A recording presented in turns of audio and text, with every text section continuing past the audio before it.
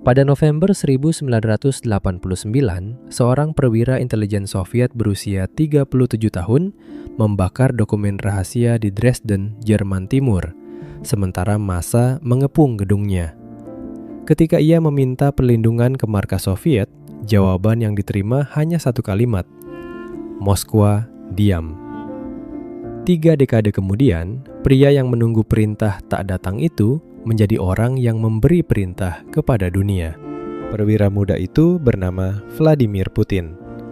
Ia menjadi penguasa Rusia terlama sejak Stalin, sosok yang membuat negara-negara barat gemetar dan yang melancarkan perang terbesar di Eropa sejak 1945. Pertanyaan yang relevan secara struktural adalah, bagaimana seorang mata-mata kelas menengah yang nyaris tak dikenal bisa naik menjadi penguasa nyaris seumur hidup, dan apa yang sesungguhnya ia inginkan. Untuk memahami mekanisme pembentukan karakter politik Putin, kita harus mulai dari kota tempat ia lahir, Leningrad, yang kini bernama Saint Petersburg. Vladimir Vladimirovich Putin lahir pada 7 Oktober 1952, hanya 7 tahun setelah Perang Dunia II berakhir.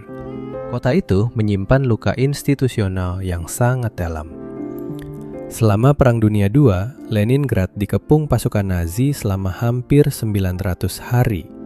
Salah satu pengepungan terpanjang dan paling mematikan dalam sejarah militer modern, yang menewaskan lebih dari 1 juta warga sipil akibat kelaparan dan serangan. Konteks demografis dan historis ini penting sebagai latar struktural. Putin tumbuh di lingkungan yang secara kolektif masih menanggung trauma pengepungan. Dalam tatanan sosial Soviet yang mendefinisikan kekuatan negara sebagai satu-satunya jaminan kelangsungan hidup. Latar belakang ini akan membentuk cara pandangnya terhadap kekuasaan dan kelemahan negara. Dari Leningrad yang terluka inilah, kita akan menelusuri bagaimana Putin membentuk identitas dan ambisi politiknya, mulai dari rekrutmen ke KGB, penugasan di Dresden, hingga keruntuhan Uni Soviet yang ia saksikan langsung dan yang ia sebut sebagai bencana geopolitik terbesar abad ke-20. Jika kamu ingin mengikuti seluruh penelusuran ini hingga ke lapisan yang paling dalam, subscribe sekarang agar tidak ada bagian yang terlewat. Keluarga Putin termasuk yang selamat dari pengepungan Leningrad, tapi dengan harga yang tidak ringan. Kedua kakak laki-lakinya meninggal, satu saat masih bayi, satu lagi selama pengepungan itu berlangsung. Vladimir lahir sebagai satu-satunya anak yang bertahan. Ayahnya seorang pekerja pabrik dan keluarga kecil ini menghuni apartemen komunal yang sempit, berbagi ruang dengan keluarga-keluarga lain. Sebuah kondisi yang umum di kalangan warga Soviet biasa pada periode pasca perang tersebut. Menurut pengakuannya sendiri, Putin kecil adalah anak jalanan yang keras. Bertubuh kecil namun tidak gentar menghadapi lawan yang lebih besar. Disiplin kemudian datang melalui satu jalur yang akan menjadi simbol seumur hidupnya, judo dan sambo, yang ia tekuni hingga meraih sabuk hitam.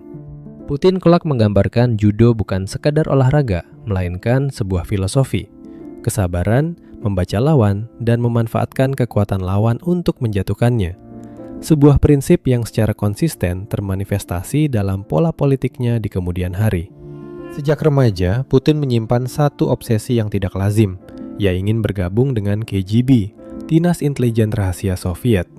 Ia bahkan pernah mendatangi kantor KGB secara langsung untuk menanyakan prosedur rekrutmen. Petugas menyuruhnya menyelesaikan pendidikan hukum terlebih dahulu. Ia masuk Fakultas Hukum Universitas Negeri Leningrad dan lulus pada 1975. Dari seluruh angkatan lulusannya, hanya Putin yang dipilih KGB untuk direkrut. Sebuah seleksi yang membuktikan bahwa minat dan kapasitasnya telah terpantau jauh sebelum ia mendaftar secara formal. Selama bertahun-tahun, ia bekerja di bidang kontra-intelijen dan perekrutan agen asing. Maka pada 1985, datang penugasan luar negeri pertamanya, Dresden, Jerman Timur, di mana ia beroperasi dengan identitas samaran, merekrut informan, dan berkoordinasi dengan Stasi, polisi rahasia Jerman Timur. Tapi sejarah mengintervensi. 4 tahun setelah penugasannya di Dresden, seluruh blok komunis runtuh. Di malam keruntuhan kekuasaan Soviet di Dresden itu, saat ia menunggu perintah dari Moskwa yang tidak pernah datang, Putin menyaksikan secara langsung betapa cepatnya sebuah kekuatan besar bisa lenyap ketika negara menjadi lemah dan ragu. Bertahun-tahun kemudian, Putin merangkum pengalaman itu secara eksplisit. Runtuhnya Uni Soviet adalah katastrofe geopolitik terbesar abad ke-20. Ia kembali ke tanah air pada 1990. Pensiun dari KGB pada 1991 dengan pangkat letnan kolonel, tepat saat Uni Soviet secara resmi bubar, dan ia memasuki fase berikutnya dari perjalanannya di dalam negeri yang sedang kacau balau. Untuk memahami pendakian Putin, kita perlu memahami kondisi struktural Rusia di era 1990-an. Ekonomi ambruk, hiperinflasi, kejahatan merajalela, dan kekayaan negara terkonsentrasi di tangan segelintir pengusaha yang dikenal sebagai oligarki melalui proses privatisasi yang korup. Rakyat hidup dalam kekacauan dan penghinaan nasional. Dan inilah latar institusional yang penting. Trauma kekacauan inilah yang kelak membuat janji Putin soal ketertiban dan kekuatan begitu memikat bagi sebagian besar populasi Rusia. Putin memulai karir politiknya dari posisi bawah sebagai pembantu mantan dosennya Anatoly Sobchak yang menjabat wali kota Saint Petersburg. Ia kemudian naik menjadi wakil wali kota dan dikenal di lingkaran birokrasi sebagai figur yang efisien sekaligus loyal. Ketika Sobchak kalah pemilu pada 1996, Putin berpindah ke Moskwa dan di sanalah pendakian sesungguhnya dimulai. Dengan kombinasi kompetensi, kesetiaan, dan kemampuan untuk tidak tampil mengancam di lingkaran kekuasaan Presiden Boris Yeltsin. Pada 1998, Yeltsin mengangkat Putin menjadi Direktur FSB, Dinas Keamanan Penerus KGB, sebuah penunjukan yang menempatkan seorang mantan agen intelijen ke puncak lembaga intelijen negara terbesar Rusia. Pada Agustus 1999, Yeltsin yang sakit-sakitan dan tidak populer mengangkat Putin yang nyaris tak dikenal publik menjadi Perdana Menteri, sekaligus mengisyaratkannya sebagai calon penerus. Saat itu, hanya 2% rakyat yang menyatakan bersedia memilihnya. Pada September 1999, serangkaian ledakan bom menghancurkan gedung-gedung apartemen di beberapa kota Rusia, menewaskan ratusan warga sipil yang sedang tidur. Pemerintah menuduh militan Chechnya, dan Putin merespons dengan melancarkan perang Chechnya kedua secara total. Di sini perlu dicatat kejujuran sejarah. Keterlibatan Chechnya dalam pengeboman tersebut tidak pernah terbukti secara konklusif. Dan sebagian sejarawan menuding Dinas Keamanan Rusia sendiri yang merekayasanya. Kremlin membantah keras, dan hingga hari ini hal itu tetap menjadi salah satu misteri gelap sejarah Rusia modern. Apapun kebenarannya, efek politiknya terukur secara dramatis. Popularitas Putin meroket dari 2% menjadi sekitar 51% hanya dalam hitungan bulan. Sebuah pergeseran dukungan publik yang hampir tidak memiliki preseden dalam sejarah politik Rusia kontemporer. Pada malam 31 Desember 1999, Yeltsin mengundurkan diri dan menyerahkan kekuasaan kepada Putin sebagai presiden sementara. Salah satu tindakan resmi pertama Putin adalah memberi pengampunan hukum kepada Yeltsin. Maka pada Maret 2000, setelah memenangkan pemilu, sang mantan direktur FSB resmi memegang kendali seluruh negeri. Dan babak berikutnya adalah bagaimana ia mengkonsolidasikan kekuasaan itu terhadap para oligarki yang telah lama mendominasi ekonomi Rusia. Putin mewarisi negara yang kekuasaannya tercerai-berai, dikuasai oligarki kaya raya dan gubernur-gubernur daerah yang nyaris otonom. Misinya adalah mengembalikan seluruh kendali ke satu titik, yaitu Kremlin, dalam sebuah arsitektur yang ia sebut sendiri sebagai vertikal kekuasaan. Target pertama dalam konsolidasi ini adalah para oligarki. Pesannya sederhana, silahkan tetap kaya, asalkan tidak ikut campur dalam politik. Bagi yang membangkang, mekanisme penghancuran sistemik segera dijalankan. Boris Berezovsky, oligarki yang justru ikut membesarkan karir Putin, diusir ke pengasingan di Inggris dan bertahun-tahun kemudian ditemukan tewas secara misterius. Kasus ini menjadi salah satu preseden paling diperhatikan oleh kalangan elit Rusia. Yang paling ikonik adalah kasus Mikhail Khodorkovsky, orang terkaya Rusia saat itu yang mulai mendanai oposisi. Ia ditangkap pada 2003. Perusahaan minyaknya Yukos dipreteli oleh negara dan ia menjalani 1 dekade penjara. Pesan yang ditransmisikan ke seluruh elit bersifat tunggal dan tidak ambigu. Jangan pernah menantang Putin. Target berikutnya adalah media. Stasiun-stasiun televisi independen secara bertahap diambil alih oleh negara atau oleh perusahaan yang loyal terhadap Kremlin. Maka dalam waktu singkat, ekosistem informasi publik Rusia bergeser ke bawah kendali institusional yang terpusat. Setelah tragedi penyanderaan sekolah di Beslan pada 2004 yang menewaskan ratusan orang termasuk anak-anak, Putin memakai momen itu sebagai justifikasi struktural. Pemilihan gubernur langsung dihapus, dan ia mulai menunjuk para gubernur sendiri. Sebuah intervensi yang secara efektif melengkapi arsitektur vertikal kekuasaan di tingkat daerah. Dalam beberapa tahun, Rusia bertransisi dari demokrasi muda yang kacau menjadi negara yang oleh banyak pengamat disebut otoriter, dengan satu pria di pusatnya. Di luar negeri, ambisi berikutnya menjadi semakin jelas, mengembalikan kejayaan dan pengaruh geopolitik Rusia didukung oleh pendapatan besar dari harga minyak dan gas yang tinggi. Pada 2008, Rusia berperang dengan Georgia. Pada 2014, setelah revolusi pro-barat di Ukraina, Rusia mencaplok semenanjung Crimea, perubahan paksa perbatasan pertama di Eropa sejak Perang Dunia II, yang memicu gelombang nasionalisme di dalam negeri dan melambungkan popularitas Putin.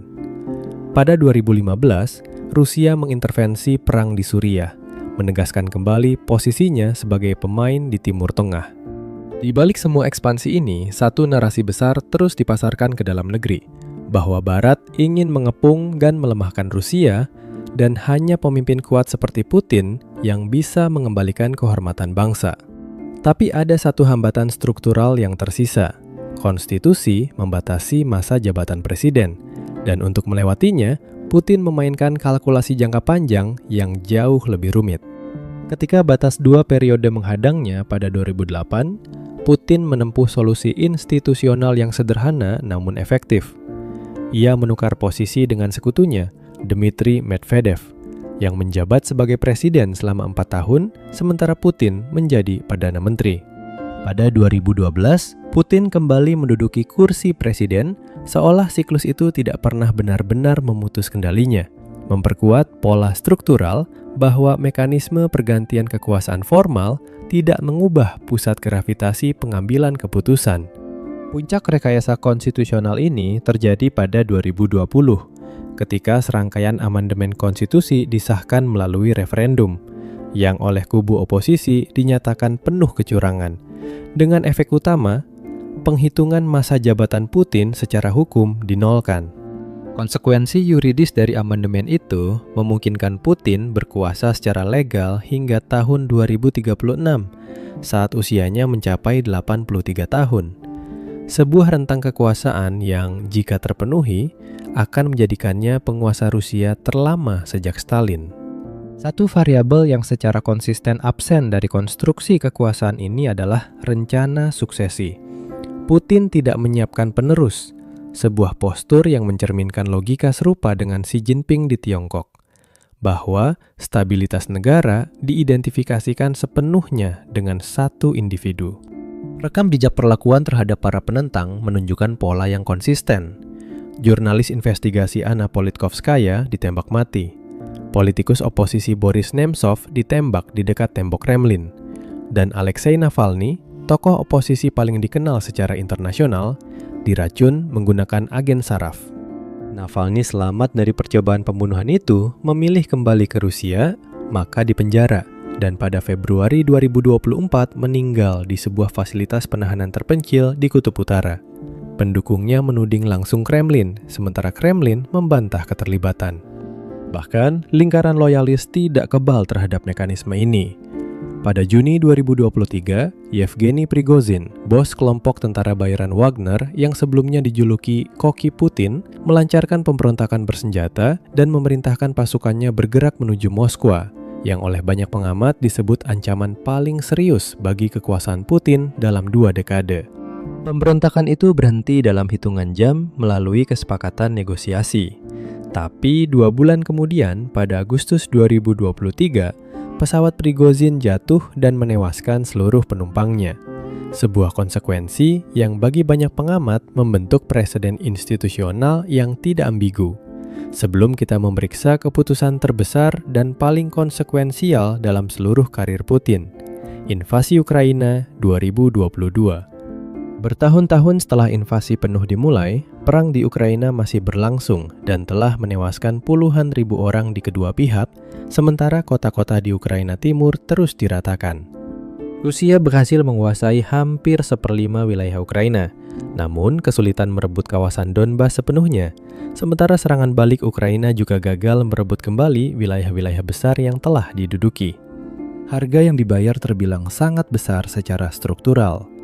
Perang ini menguras ekonomi Rusia yang bernilai sekitar 3 triliun dolar, sementara sanksi yang dipimpin Barat turut memukul fondasi ekonominya.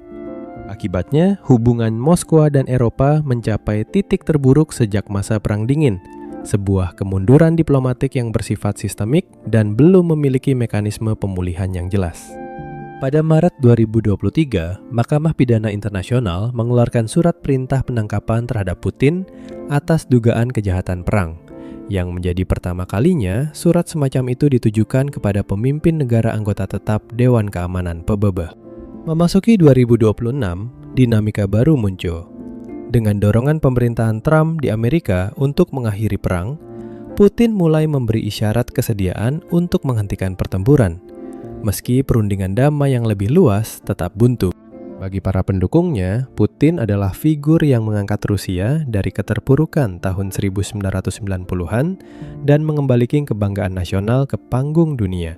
Bagi para kritikusnya, ia adalah otokrat yang membongkar demokrasi muda Rusia dan menyingkirkan setiap oposisi. Pola perilaku Putin, menjinakkan oligarki, menguasai media, menyingkirkan lawan, mencaplok wilayah, secara analitis dapat dibaca sebagai respons institusional terhadap satu trauma formasi, ketakutan akan kelemahan dan kekacauan negara. Tanpa mekanisme suksesi yang jelas, dengan ekonomi yang tertekan dan perang yang belum selesai, pertanyaan struktural terbesar tentang Rusia saat ini bukan lagi menyangkut karakter Putin, melainkan apa yang akan terjadi pada Rusia setelah ia tiada. Mempelajari mekanisme konsolidasi kekuasaan Putin memberi kita kerangka untuk memahami bagaimana institusi-institusi negara dapat dibentuk ulang secara sistemik oleh satu aktor tunggal dan mengapa pertanyaan tentang stabilitas pasca Putin kini menjadi agenda analisis geopolitik paling mendesak. Kisah Putin hanyalah satu dari banyak anatomi kekuasaan yang kami bedah di ruang makro. Jika cara berpikir seperti ini terasa berharga bagimu, subscribe dan ikuti analisis berikutnya.